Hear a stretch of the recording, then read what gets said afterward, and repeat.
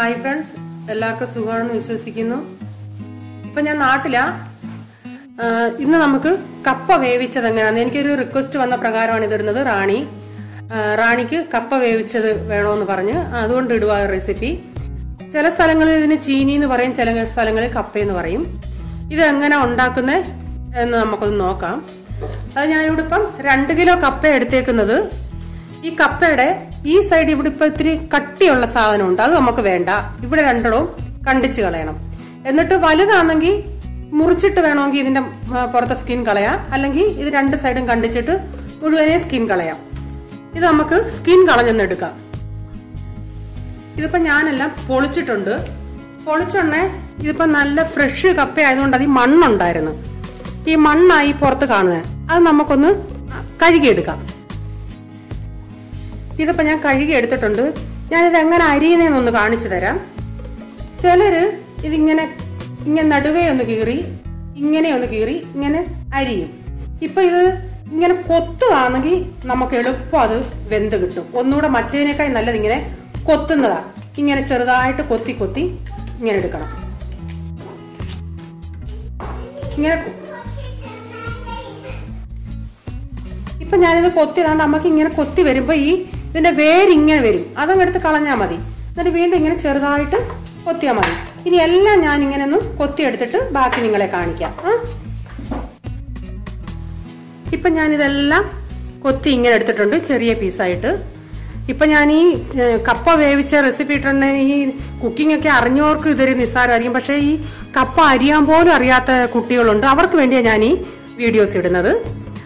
ഇതിപ്പോ നമുക്കിനി നന്നായി കഴുകിയെടുക്കണം. നന്നായി കഴുകിയെന്ന് പറഞ്ഞാൽ ഇത് ഒരു 5-6 പ്രാവശ്യത്തിൽ കൂടുതലും കഴുകണം. കഴുകി ആ വെള്ളം പ്ലെയിൻ നല്ല നമ്മുടെ സാധാ വെള്ളം പോലെ ആവുന്നത് വരെ ഇത് കഴുകും തോറും അതിൻ്റെ അകത്തുള്ള കട്ടും അതൊക്കെ ആ വെള്ളം പോലെ അങ്ങ് വരും. അത് ആ വെള്ളം കളഞ്ഞ് നന്നായി ഒരു 6-7 പ്രാവശ്യം നമുക്ക് കഴുകിയെടുക്കാം. ഇപ്പം ഞാൻ ഈ കപ്പ നന്നായി കഴുകി. നമ്മൾ ആദ്യം ആ മണ്ണ് കഴുകി കളഞ്ഞുകൊണ്ട് എനിക്കൊരു 4 പ്രാവശ്യം കഴിയാൻ മതിയായിരുന്നു. ഇപ്പം വെള്ളം ക്ലിയർ ആയിട്ടുണ്ട്. ഇതിപ്പോ ഈ ഞാൻ പറയില്ല, ഞാൻ നാട്ടിലാ. ഇവിടുത്തെ ഈ ലൈറ്റിങ്ങിന്റെ പ്രോബ്ലം കൊണ്ടാണ് ഇത് മഞ്ഞയായിട്ട് തോന്നുന്നേ. വെള്ളക്കപ്പ തന്നെ. ഇനി നമുക്ക് ഈ എപ്പോഴും കപ്പ വേവിക്കുമ്പം ആ കപ്പയുടെ മുകളിൽ വെള്ളം നിൽക്കണം. അത്രേ ഒഴിച്ചിട്ട് നമുക്കിത് ബോയിലാക്കാം. ബോയിലായി കഴിഞ്ഞ് ആ വെള്ളം ഊറ്റിക്കളയണം. കാരണം കപ്പയ്ക്ക് കട്ട് കാണും. 2 പ്രാവശ്യം ഊറ്റുന്നതാ ഏറ്റവും നല്ലത്. ഇനി ഇതൊന്ന് ബോയിലായിട്ട് നമുക്ക് നോക്കാം. ഇപ്പൊ ഇത് നന്നായി ബോയിലായി. ഒരു 5 മിനിറ്റ് ഇങ്ങനെ ബോയിലാവട്ടെ. ഇപ്പൊ ഇത് 5 മിനിറ്റ് കഴിഞ്ഞ് ഇത് അങ്ങനെ വെന്തിട്ടും ഇല്ല, ഇതിലെ ഇത്തിരി കൊഴുപ്പായിട്ടും ഉണ്ട്. നമുക്കിതിലെ വെള്ളം അങ്ങ് ഊറ്റിക്കളയാം. എന്നിട്ട് വീണ്ടും ഒന്നുകൂടെ ബോയിലാക്കണം. ഇതിപ്പോ ഞാൻ ആ വെള്ളം ഊറ്റിക്കളഞ്ഞിട്ടുണ്ട്. വീണ്ടും അതുപോലെ ഇതിനൊക്കെ വെള്ളം നമുക്ക് ഒഴിച്ചിത് ബോയിലാക്കാം. വെള്ളം ഒഴിച്ച് സ്പൂണും കൊണ്ട് ഇങ്ങനെ ഒന്ന് ഇളക്കിയേക്കണേ. ഇനി ഇത് ബോയിലാവട്ടെ. ആ കപ്പ തിളയ്ക്കുന്ന നേരം കൊണ്ട് നമുക്ക് ഇതിനുള്ള അരപ്പ് തയ്യാറാക്കാം. ചില നാട്ടില് ഇത് കപ്പയ്ക്ക് തേങ്ങ അരയ്ക്കാറില്ല, വെളുത്തുള്ളി അരയ്ക്കാറില്ല. പക്ഷെ ഞങ്ങളുടെ നാട്ടില് ഇതെല്ലാം അരയ്ക്കും. അങ്ങനെ ചെയ്തിട്ടില്ലാത്തവര് ഇതെല്ലാം ചേർത്ത് ഇങ്ങനൊന്ന് ചെയ്ത് നോക്ക്, വളരെ ടേസ്റ്റിയാ. അതിനായിട്ട് ഞാനിവിടെ അരമുറി കൂടുതൽ തേങ്ങ എടുത്തിട്ടുണ്ട്. ഒരു അര ടീസ്പൂൺ അല്ലെങ്കിൽ 1 ടീസ്പൂൺ മഞ്ഞൾ, നിങ്ങളുടെ കളറിനനുസരിച്ച് എടുക്കാം. 1/2 ടീസ്പൂൺ ജീരകം, ഒരു 2-3 കൊച്ചുള്ളി, വെളുത്തുള്ളി ഒരു 10-12 അല്ലി വെളുത്തുള്ളി.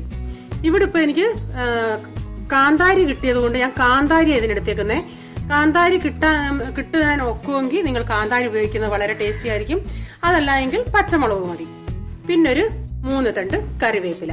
ഇത് നമുക്ക് മിക്സിയുടെ ജാറിലൊന്ന് ജസ്റ്റ് ഒന്ന് ചതച്ചെടുക്കാം. അതുപോലെ കറിവേപ്പില അരയ്ക്കുമ്പം ഇതിന്റെ കൂടെ ഒരുമിച്ചിട്ട് കറിവേപ്പില ചതയ്ക്കണ്ട. ഈ അരപ്പെല്ലാം ഒന്ന് അരഞ്ഞ് ചതഞ്ഞതിന് ശേഷം ലാസ്റ്റില് കറിവേപ്പില ഇട്ടൊന്ന് കറക്കിയെടുത്താൽ മതി. പിന്നെ നമുക്ക് ആവശ്യത്തിന് ഉപ്പും വേണം. ഇവിടെ ഇപ്പം രണ്ടാമത് ഞാൻ ഇത് ഊറ്റിയിട്ടുണ്ട്. ഇനി നമുക്ക് ഇങ്ങനെ ഒരു കുഴി കുഴിക്കാമേ. എന്നിട്ട് അതിന്റെ നടുക്കോട്ട് നമുക്ക് അരപ്പിടാം. ആ അരപ്പിന്റെ അകത്ത് ഞാൻ ഉപ്പ് നിങ്ങളുടെ ആവശ്യത്തിന് ഉപ്പും ചേർക്കാം.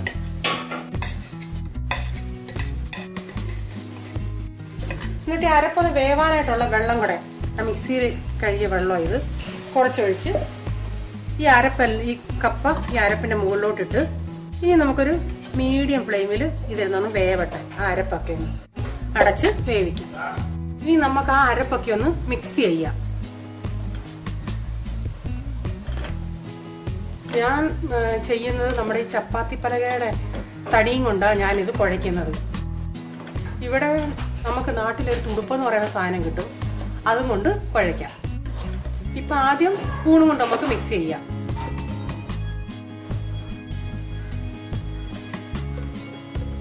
ഇതാ തുടുപ്പെന്ന് പറയുന്ന സാധനം, ഇതും കൊണ്ട് നമുക്ക് കുഴയ്ക്കാം.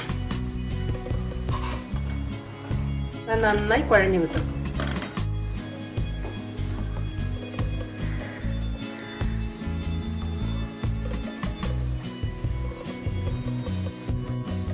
നമ്മുടെ കപ്പ വേവിച്ചത് റെഡി ആയിട്ടുണ്ട്. നിങ്ങളും ട്രൈ ചെയ്ത് നോക്കുക. ഞാനിതിലൂടെ മീൻകറി ഉണ്ടാക്കിയേക്കുന്നത്.